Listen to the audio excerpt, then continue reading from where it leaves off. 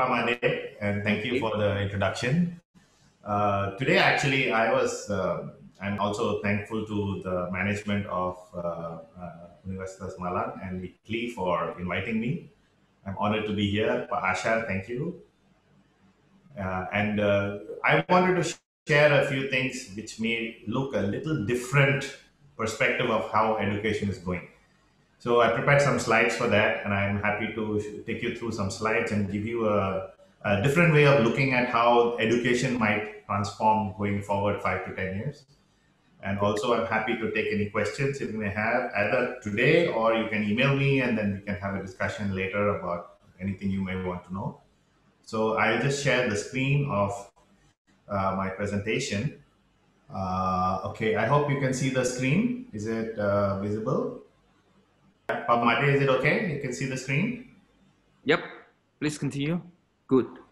Okay, great. So basically, I wanted to talk a little bit about the opportunities of business. What are the business opportunities that one can have if you are working in education? Because it's not that university should not know, because there is today the even the Ministry of Education has a program called Link and Match, where you link and match with private sector, with other organizations, with other institutions, so the working together with the industry and the sector becomes very important, especially because you are preparing students to go and work for the industry. So the link with industry is actually should be brought forward and made more integral into the activities of universities. And in fact, now some people are also looking at schools. So if I will to just go through a very basic model. This is the model you're familiar with, right? You are familiar with the whole idea of how you, when a child is born, he goes to preschool, he goes for K-12 education. There, he goes through tutoring, which is bimbing, right? Then he goes for examination coaching. There is vocational training. Then he goes into the education system, where there's undergraduation, post graduation, doctorate, etc. That's a process. And then when he starts working for a company, he goes through internship. But when he goes to the company, in many cases, companies find he's not ready. So there is further on the job training, which can be 6 months, 1 year. Then there is continuous education, which the training now taken over by the company, right? The HR department will take over what kind of companies what kind of skills you need. But those skills are more job focused, right? Not academic focused. Then, of course, you come into retirement. Some people who are in retirement look at re-employment. They want to be functioning in a different role back in the industry, etc. So this is a cycle. We are familiar with this cycle. What is the problem here is that this cycle has been developed over 200 years, and it is step by step, and every university in the world follows this. There is an interface with the industry, and there are also jobs within the university and within education sector. You get more teachers, you get more professors, but that's a small component compared to the vast majority of people who go into the industry, right? So this is the basic model. Now what has happened now, industry 4.0 will make a big change here, because industry 4.0 functions on some very different principles of how people become either job seeker or job creator. The ability for people to become job creator is more easy with industry 4.0 skills, because many of the skills are independent skills. I can be a freelance programmer, I can be a freelance artificial intelligence engineer, I can be freelance, I can just have a company with 5 people. And that is a new way of looking at how the industry is also becoming fragmented.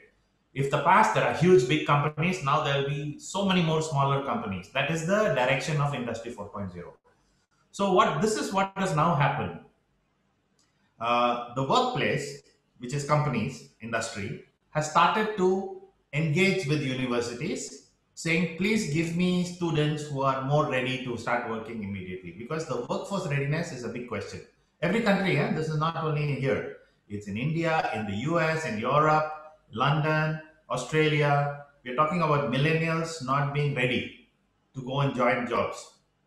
And the reason for that is because of the system has not understood how to better engage with industry, because industry has changed.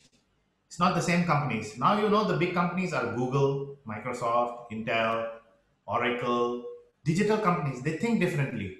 Google has a policy since last year to hire people without any graduation degree. They say if you have the skill and we do a test and you fit it, you can join Google. You don't need to have a degree from any university, you don't need to have done any education. They're changing the game. So what has happens is that how can universities and the formal education infrastructure start understanding the future jobs and start preparing their own students to be able to make use of the new opportunities, right? So this is where a lot of new approaches are happening, which is project-based learning approaches. Now, I know you all have project-based learning, you all have an entrepreneurship center, you have labs, but I'm talking about a different level, the next level of project-based learning, where the students are doing real projects. Real projects, what I mean is solving some problem in the ecosystem, in either in the university or in the school or the local community, or they work with local companies. So this trend has started in a more big way. It's the next level of project-based learning, right? So there are only these 8 steps. One is you learn some new skills. Number two, the industry will provide you the curriculum and know-how of what's happening today. Then they teach you how to collaborate with your own team members, with your teacher, collaborate with local people, mentors. Then they find some local companies to support you. So a hyper local industry around you, maybe not 1 or 2 kilometers from your university. Some company becomes like a mentor and they provide you support. After you get all these skills, then the students are taught how to identify problems. There's a whole module of how you can do that. And then they use all the skills in 1, 2, 3, 4 to find a real solution. Based on that solution, they get a certification and recognition. But what is happening is they are now being prepared for jobs of the future because their thinking process has been aligned with how the industry thinks very early. So the industry's role has become important here. And I'll give you an example. We have just launched, Orbit Future Academy launched AI for Youth, Artificial Intelligence for Youth program. We launched it in Indonesia because Intel is launching the same program in 30 countries. Across 30 countries, they're going to launch AI. And this program is from 8th grade, from high school. And it also will extend to universities. So you're going to have 2 to 3 million kids being trained to understand how AI can change their world. Not everybody is a programmer. Some people will, because you have AI project for music, you have AI project for cooking, you have AI project for art, you have AI project for mathematics. AI is everywhere. Languages, English, if you go to Siri on your phone and you ask some questions or to any of the other things, translation, Google Translate, it's all AI. There's AI behind it. So students are being taught how AI can become something that you can use. So we are launching, I'm just going to show us one example. I'm not going to go there because I want to talk a little bit more about the business model. So we launched Intel AI for Youth, the Indonesia program. This was launched by Pak Nadiem, Menteri Pendidikan, and he made us take this program as the 11th country. Out of the 30 countries, Indonesia nomor 11.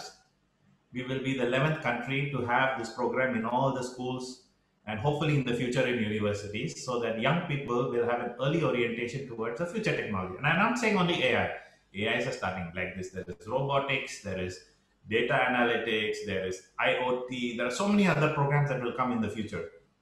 But just shows you how working with the industry helps you to get a different curriculum, which maybe the curriculum is maybe not better than yours. As a university, you have more resources, you have better curriculum, you have better training methodology. But when the industry gives you something, they cut away everything that's academic and they only focus on the practical because the practical will make that person take a job in the industry. So there is value in combining the two, right? So if you already have an AI program, you take the AI program, but you take this Intel's project-based learning approach as a tambahan add-on. So with the combination of the two, your student gets best of both worlds. He gets academic experience and he also gets project experience and industry experience. So that is how collaboration with industry and university will work very effectively. Okay, so I won't go through this so much, but basically, industry programs are always having these four stages. They will first get students interested because sometimes the student doesn't know, should I know AI? Is it for me? Not for me? So there's an inspiring program where they tell the young kids all about the different part of the industry. So the child starts thinking, oh, I'm actually interested in F&B. Maybe I can use AI for F&B. So that is the inspire. Then they acquire the skills, then they experience how to make projects, and then they work with the industry called empower. So this is a typical pedagogy process that project-based learning with the industry takes nowadays. Okay, uh, I'm going to talk a little bit about the COVID pandemic disruption because I think there is a learning here for all educators that how can we use this, because what has happened with the pandemic is it has changed some basic fundamental thinking about this in the education system, right? Your typical education system, let's say for University Malang, is higher education. You have all the programs, you have faculty, you have curriculum, you have your own teacher training, you have certification, you have your alumni network, and you have your own campus. So today, this is how you exist, right? Now, what is the opportunity in the future is actually partnering with other universities across the globe or other industry or other companies. As a university, you can have a partnership with Microsoft or with Oracle as a company or with Tesla. If you want to develop solar technology based projects for your students, you should have collaboration with Tesla in California. So this partner campus concept or digital learning concept is today possible. Why? Because of COVID. Because otherwise, malas lah, who's going to go all the way? Some students can afford to go to US, some cannot afford, it's too expensive, and the opportunity is not available. But today, because of you can sit at home, sit in your campus, and have access to digital tools, you can now interact with other so there is an opportunity to work with Stanford, with all the top universities of the world can partner. You can partner with industries across the world. You can pick if you have a focus on agro. You can pick an agro company which wants to partner with your campus, and then you become center of excellence for that particular technology. So this partnering is important, and don't always look at Europe, US. Look at countries where there is that company is doing very well or that university is doing well. It's a specialization that you will do. So if you look at it, there are over 180 countries in the world which have got opportunities like this for collaboration with your campus, right? And I mean, for anybody joining the seminar today, whether you're from a different university or you're from a different institution, power of collaboration today is possible because everybody is now thinking what to do for COVID. So this opportunity becomes extremely important for us to consider. And when I say higher education, to be honest, even K-12 education is looking at it. We've been talking to some companies which own schools. They want to make campus arrangement with other schools, partnering with schools across Indonesia. They're saying that they bring the technology, the curriculum, the process, and they will collaborate with the school and upgrade the school. So they are looking at having 50 to 100 schools in Indonesia working with them. So you see the power of collaboration. Earlier, this would have taken 10 years. But now, because of COVID, it will take 2 years. It will happen much faster. So this opportunity becomes a way for you to rethink what are you doing in your industry and also how you can connect with the continuous education for your alumni. So if your alumni are already in the industry, why are you not giving them more programs? Because they are your alumni. What programs can you give as an institution to your own alumni so they come back and do more programs under your university? It's a thinking process. I'm not saying we have the answer, but the opportunities will come here. From here will come new opportunities. And you can figure out a methodology of making it financially viable, financially sustainable, because suddenly you have access to, let's say, if you have 5 or 10,000 students today, you can have 10 times the students because you have digital connectivity with the rest of the world, right? And don't look only at advanced countries. There are countries in Africa who don't have good quality education. They want to be partnering with one of the top, and your universities are in the top 15.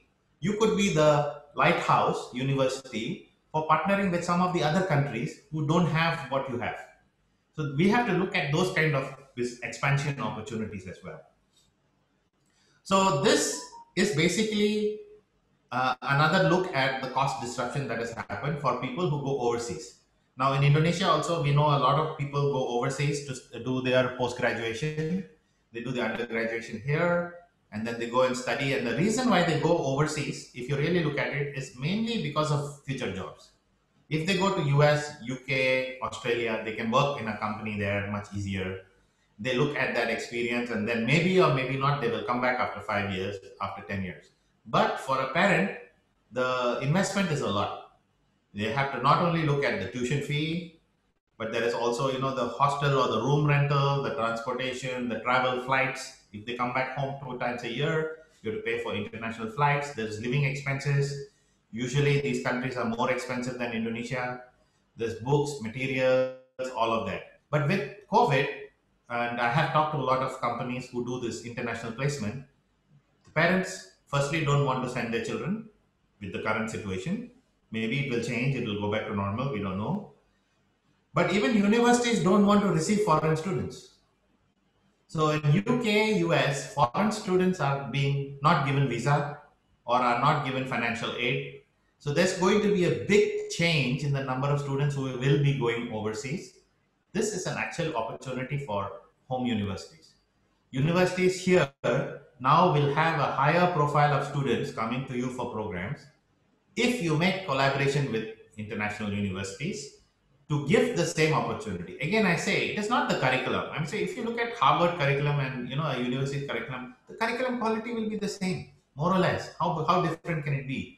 Maybe there will be a difference in the faculty, maybe, but it is the reputation and credibility of the university. That is what makes students want to go there, because that university has got alumni network with the top companies of the world, and they go there for recruitment.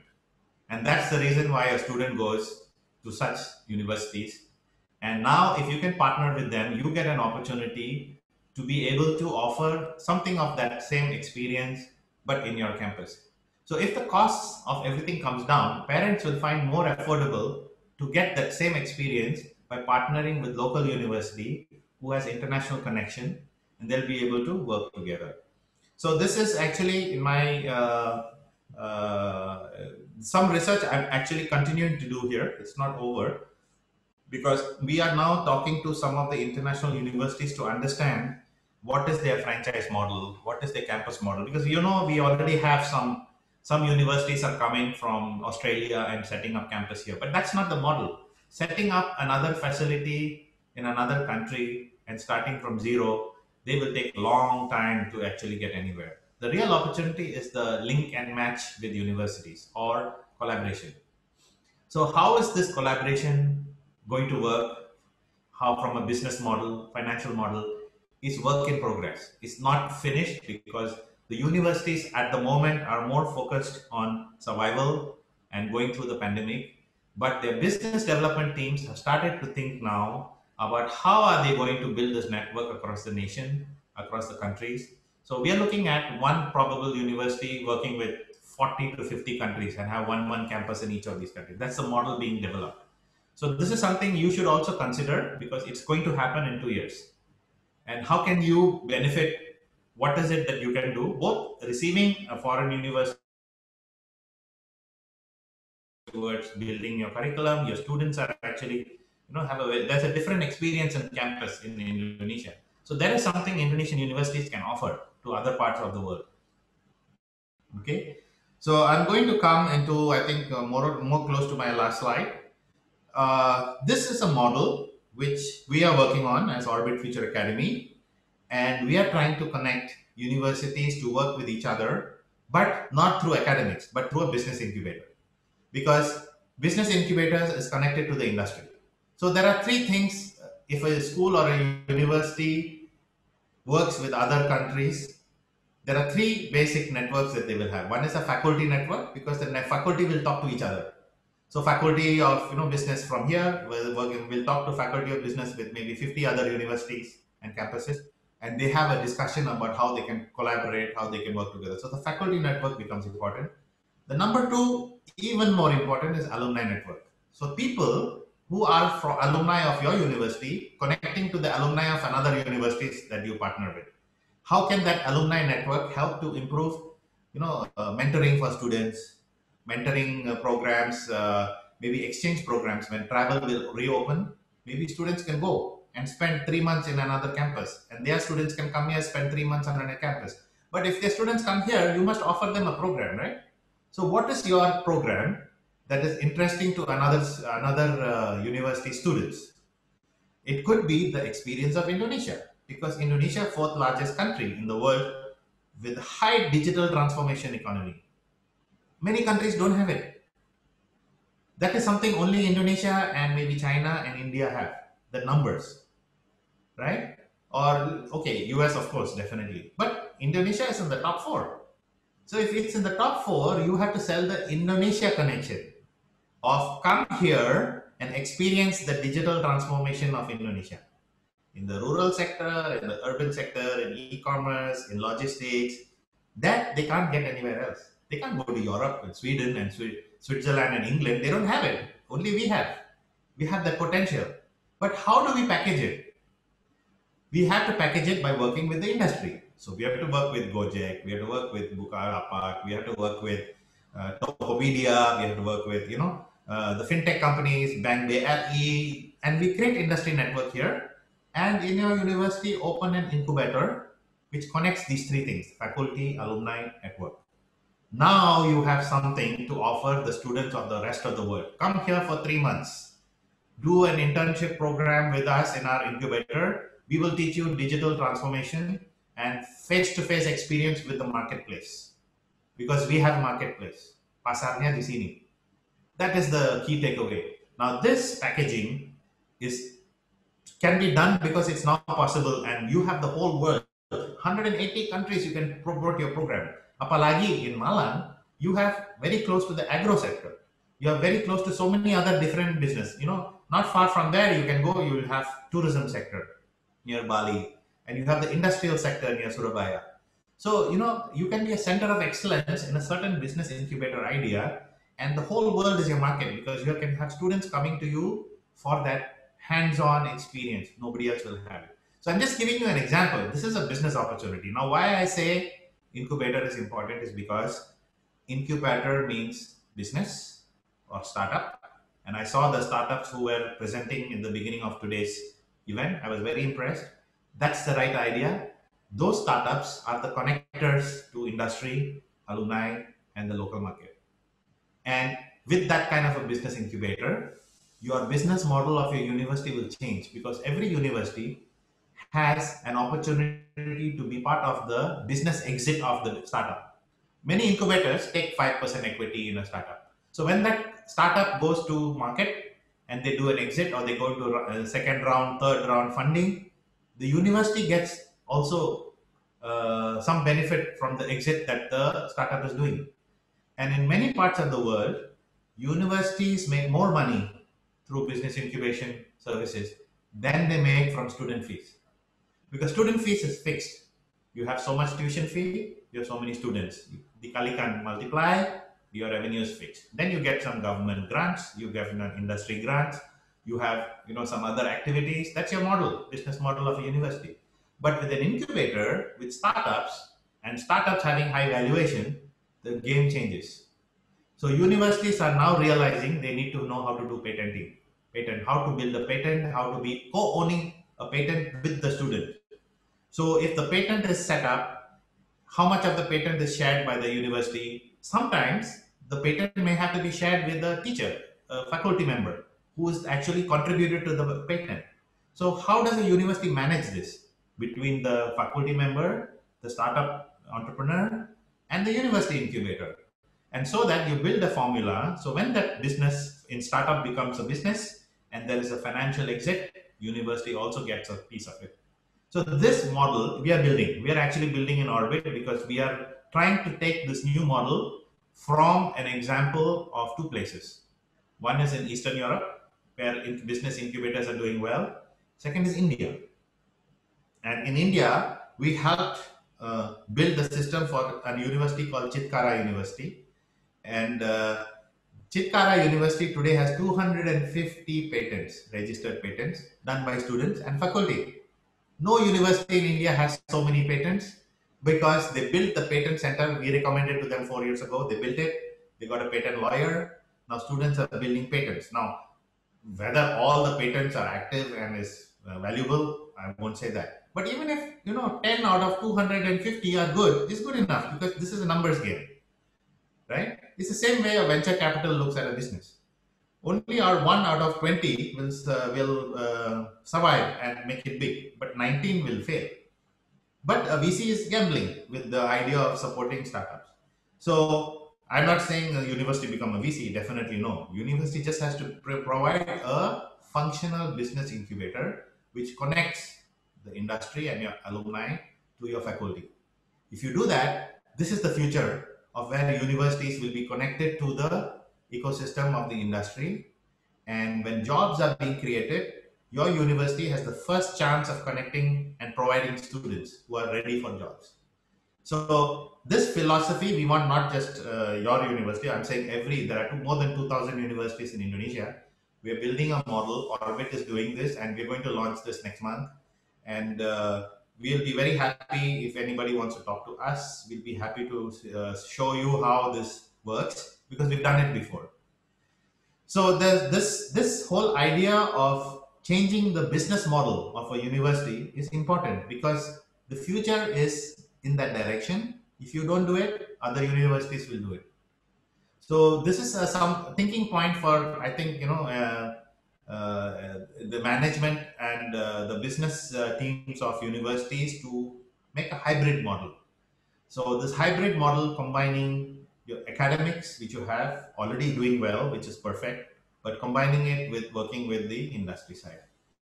So with this, actually, I'm kind of done with my presentation. I'm very happy if I can take any questions, or maybe Pamade, you have any questions. I'm happy to discuss. I think there is a little bit of need to be a thought leader in this space, and it's new for everybody. So you have to get involved in the discussion. We actually have once a week, and Ashar is also a member of the Indonesia Education Forum. Sometimes I do the moderation there, and it's just an open discussion for people who want to know more about how to do this, what to do that. It's not only that we know, it's experience sharing. Everybody shares ideas because transition is going on now. There is no expert. Nowhere in the world there is an expert who knows what to do with COVID pandemic and the disruption. Nobody knows. But sama-sama lah, working together, discussing together, talking together, we get new ideas. And then we try to find a way to build a model working with the industry. Okay, thank you, Pamade. I'm going to stop my screen share. If anybody wants to see anything else, I'll be happy to bring it back on. Okay, thank you, Mr. Sachin. Okay, for the Q&A, any question for Mr. Sachin? What a great presentation. Thank you, Pa. Yeah, I never think about it before about how to bring an industry to our campus. I never think about it before. Yes, it's something new. It's something new. Yeah, Pamade. In fact, I'll give you an example. Today the big sectors, you must look at what is the geographical location of your university, right? Okay. And what is your industry around you? Is it agro? Yes. A lot of it, right? Of course, Yes. there is industry, but there's also agro, right? So Yes. today, the new opportunities in agro is actually energy, renewable energy, solar energy, wind energy, storage devices, water conservation projects to provide water supply to the fields, seedling transformation projects where people are creating hybrid seeds, R&D facility. This is the new business in agro. So you can make a combination of partnership, not only with the industry. Don't just choose one company. Choose maybe 4 or 5 different and look at the best company of this is where. Not all the best companies are in US, Sometimes they're in Korea. Sometimes they're in Japan. Sometimes they're in India. Sometimes it can be in Africa because they have solved the problem there. That will give you the best technology, know-how, access. And then you build your university's business teams to start working on those partnerships. Then you can have exchange of students, you can have exchange of know-how because you know why? The market is with you. You have the pasar. pasar is next to you. That nobody can have. Some of these countries, they don't have population. You look at Singapore, I give you an example, right? Yeah. 5 million population. What can they do in Singapore? Nothing. 5 million population is one town, one city in Indonesia, right? So for us, our asset is our market. Our market is here. So the opportunity is here, not outside. People all over the world are now looking at that opportunity and want to come here. So we can be the doorway, the gateway. The gateway to that partnership can be through your university in the sector near your place. Don't choose something which is not relevant. Yeah? Like if fisheries is not relevant because you're not near the coastal area, don't do that. You do something that is relevant to your immediate, let's say 200 kilometers near your university, in that vicinity, in your province, for example. It's a good starting point. Then you can use your model and cut and paste in other parts of Indonesia which is similar to you. So if you have plantations, for example, near your place, then you can go to Kalimantan, you can go to Sumatra because they also have plantation, but they don't have your technology, they don't have your know-how. So not only do you first create your center of excellence working with industry, after that you can cut and copy paste your center of excellence in other parts of Indonesia. And that becomes the University of Malan network because you specialization in something. Like that, ITB will specialize in something else because ITB is more known for tech, for computer science, for technology. They can build this network with, let's say, some of the big tech companies in the US, and they can copy pasta the same thing. ITB can have multiple campus arrangements with other universities and other parts of Indonesia. So this is the model. Link and match collaboration model is the future model. Okay.